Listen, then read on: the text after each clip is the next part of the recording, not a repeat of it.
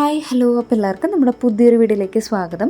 അപ്പോൾ ഇന്നത്തെ വീഡിയോ എന്ന് പറയുന്നത് നമ്മുടെ സൗത്ത് കേരള റോഡ് ട്രിപ്പിൻ്റെ ഏറ്റവും അവസാനത്തെ ഭാഗമാണ് ഇവിടെ ഷെയർ ചെയ്യുന്നത്. അപ്പോൾ നമ്മൾ ഹരിപ്പാടുള്ള കുറച്ച് അമ്പലങ്ങളൊക്കെ പോയി തൊഴുതതിന് ശേഷം നേരെ വീട്ടിലോട്ട് പോവുകയാണ് ചെയ്യുന്നത് കേട്ടോ. നമ്മൾ ഫസ്റ്റ് വന്നിരിക്കുന്നത് ഹരിപ്പാട് സുബ്രഹ്മണ്യ സ്വാമി ടെമ്പിളിലോട്ടാണ്. അപ്പോൾ അരുണേട്ടൻ കാറ് പാർക്ക് ചെയ്യാൻ പോയ സമയത്ത് ഞാൻ ജസ്റ്റ് അമ്പലത്തിൻ്റെ മുന്നിൽ തന്നെ ഒരു വലിയ കുളമുണ്ട്, അതൊന്ന് ജസ്റ്റ് വീഡിയോ എടുത്തു എന്ന് മാത്രമേ ഉള്ളൂ. അപ്പോൾ ഇത് നമുക്ക് വീഡിയോയിലോട്ട് പോവാം കേട്ടോ. നോക്കൂ,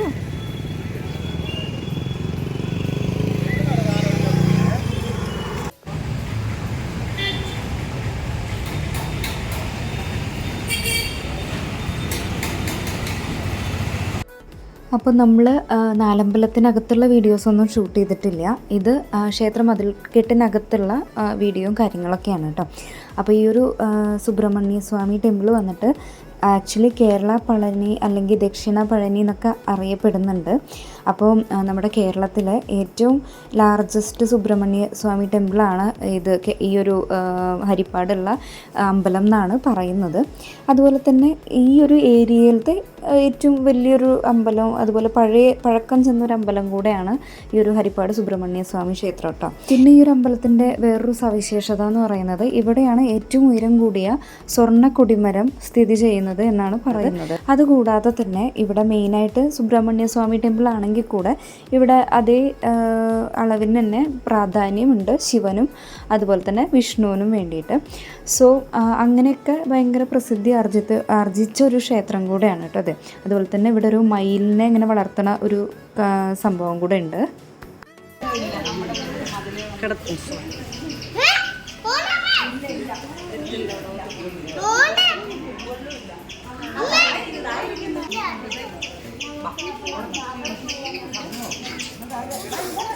ഒരു വലിയ മയിലും പിന്നെ ഒരു കുഞ്ഞു മയിലും കണ്ടു കേട്ടോ. ഇതിൻ്റെ ഇടയിൽ കൂടെ കാണുന്നുണ്ടോയെന്ന് അറിയില്ല ക്യാമറയിൽ. അത് കഴിഞ്ഞിട്ട് ഞങ്ങൾ തൊഴുത് ഇറങ്ങുമ്പോൾ ഒരു ചേച്ചി അവിടെ ഉണ്ണിയപ്പം വിൽക്കാൻ നിൽക്കുന്നത് കണ്ടു.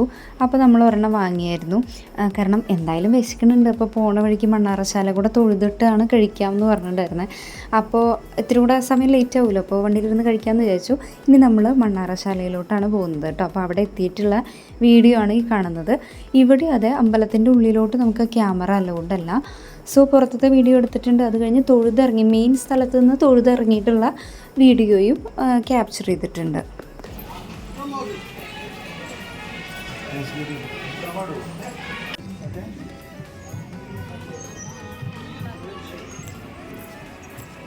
അപ്പോൾ ഇവിടെ നമുക്ക് കുറച്ചധികം നേരം വെയിറ്റ് ചെയ്യേണ്ടതായിട്ട് വന്നു. നമ്മൾ കറക്റ്റ് എത്തിയതും നട അടച്ചിട്ടുണ്ടായിരുന്നു. സോ അത് തുറക്കുന്നവരെ കാത്തിരുന്നു. കാരണം മെയിൻ നട തൊഴുതിട്ട് പിന്നെ ബാക്കി തൊഴാമെന്ന് വിചാരിച്ചിട്ടായിരുന്നു. അപ്പം തുറന്നു കഴിഞ്ഞിട്ട് അവിടെ തൊഴുതതിന് ശേഷമാണ് ബാക്കിയെല്ലാം തൊഴുതു വന്നത്. അത്യാവശ്യം നല്ല തിരക്കുണ്ടായിരുന്നു, എന്നാലും കുഴപ്പമില്ല അത്ര തന്നെ. നമുക്കങ്ങനെ വരി നിന്ന് അങ്ങനെ ബുദ്ധിമുട്ടുകളൊന്നും ഉണ്ടായിട്ടില്ല. അപ്പോൾ അതേ നമ്മളങ്ങനെ പുറത്തെത്തി. ഞാൻ പറഞ്ഞല്ലോ ഉള്ളിൽ നമുക്ക് വീഡിയോ അലൗഡ് അല്ലാത്തതുകൊണ്ട്. ഇനി നമ്മൾ ഫുഡ് കഴിച്ചിട്ടാണ് പിന്നെ അമ്പലപ്പുഴ പോകുന്നത് കേട്ടോ.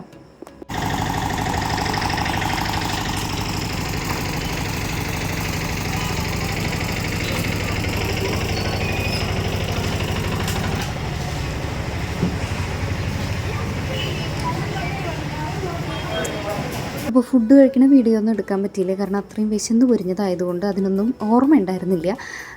അപ്പോൾ അതേ കൃഷ്ണന് ഒരു കുഞ്ഞ് സമ്മാനമായിട്ടാണ് പോണത്. വേറെ ഒന്നുമില്ല, വെണ്ണയും പഴമൊക്കെയാണ് കേട്ടോ.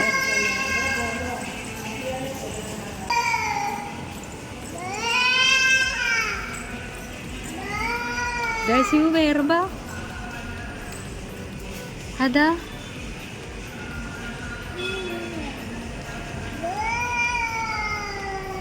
അപ്പോൾ അമ്പലത്തിൽ ഒരുവിധം അവിടെ ഇവിടെയൊക്കെ ആയിട്ട് കുറേ ആനകളുടെ ഫോട്ടോസും പ്രതിമയും ഒക്കെ കണ്ടിട്ടുണ്ടായിരുന്നു കേട്ടോ. അപ്പോൾ ശിവു അത് കണ്ടിട്ടാണ് ആന ചിഹ്ന വിളിക്കണ മാതിരി പറഞ്ഞുകൊണ്ട് നടക്കുന്നത്.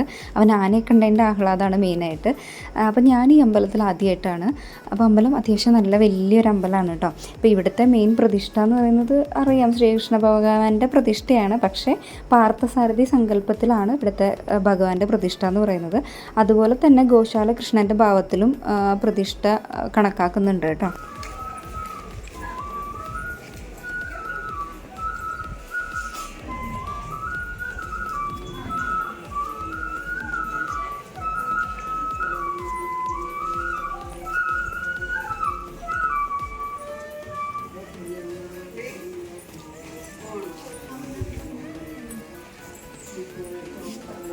വരൂ വരൂ വരൂ വരൂ.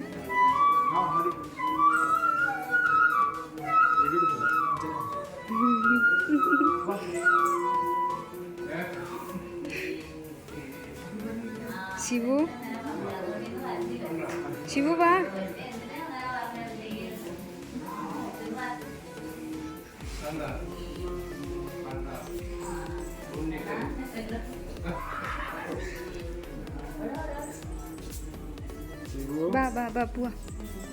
അപ്പോൾ ഗുരുവായൂർ നട എന്ന് പറഞ്ഞിട്ടാണ് കേട്ടോ ഈ ഒരു ഭാഗം കണ്ടത്.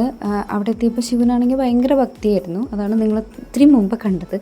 പിന്നെ ഇവിടെ നമ്മൾ കാണുന്നത് കുറേ ആനകളുടെയൊക്കെ ഫോട്ടോ വെച്ചിട്ടുണ്ട്. പിന്നെ ഉള്ളിലോട്ട് പഴയ ഒരു ഇല്ലത്തിൻ്റെ ഒരു സ്റ്റൈലൊക്കെ തോന്നിയായിരുന്നു.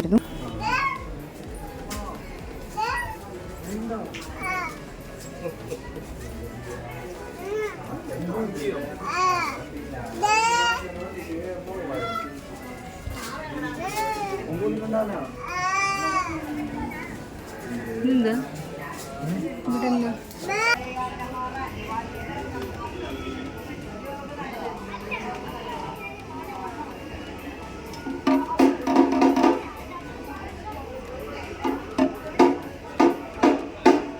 അപ്പോൾ ഈ ഒരു ക്ഷേത്രവുമായി ബന്ധപ്പെട്ടിട്ടുള്ള ഒരു ഐതിഹ്യമാണ് കേട്ടോ അവിടെ എഴുതി വച്ചിരിക്കുന്നത്. പിന്നെ നമ്മൾക്കറിയാം അമ്പലപ്പുഴ ഏറ്റവും സ്പെഷ്യലായിട്ടുള്ളത് അമ്പലപ്പുഴ പാൽപ്പായസം തന്നെയാണ്. പക്ഷെ നമ്മളത് വാങ്ങാനായിട്ട് നിന്നില്ല. 1 മണി തൊട്ടിട്ടാണ് കൊടുത്തു തുടങ്ങുക എന്നാണ് പറഞ്ഞത്. 11:30 ആകുമ്പോഴേക്കും നമ്മുടെ തൊഴിലൊക്കെ കഴിഞ്ഞിട്ടുണ്ടായിരുന്നു. സോ അത്ര നേരം വെയിറ്റ് ചെയ്യേണ്ടതെന്ന് പറഞ്ഞിട്ട് വാങ്ങാനായിട്ട് നിന്നിട്ടുണ്ടായിരുന്നില്ല. പിന്നെ ഇവിടുത്തെ ഉപപ്രതിഷ്ഠകളാണ് ശിവൻ, ഗണപതി, അയ്യപ്പൻ, ഭദ്രകാളി, നാഗദൈവങ്ങളൊക്കെ.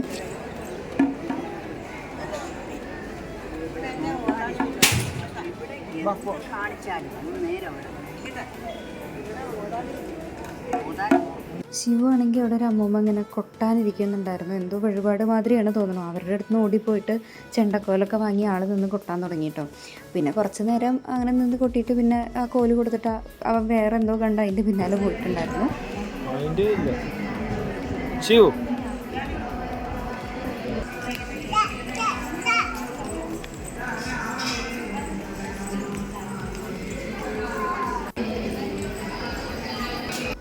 ഞങ്ങൾ പോയ സമയത്ത് അവിടെ ഒരു സപ്താഹം നടക്കുന്നുണ്ടായിരുന്നു കേട്ടോ. അപ്പോൾ അവിടെ ഉള്ളിൽ കയറിയിട്ടൊന്നും കണ്ടൊന്നുമില്ല, ജസ്റ്റ് പുറത്തുനിന്ന് കേട്ടതാണ്.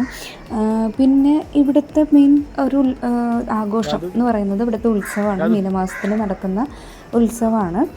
പിന്നെ ഇത് കാര്യങ്ങളൊക്കെ ചെയ്യുന്നത് തിരുവിതാംകൂർ ദേവസ്വം ബോർഡിൻ്റെ കീഴിലാണ് കേട്ടോ. ഇതൊക്കെയാണ് ഈ ഒരു അമ്പലത്തിൻ്റെ സവിശേഷതകളും പ്രത്യേകതകളൊക്കെ വന്നിട്ട്. അങ്ങനെ നമ്മൾ ഇതേ അവിടെ നിന്ന് തൊഴുതിറങ്ങാണ്.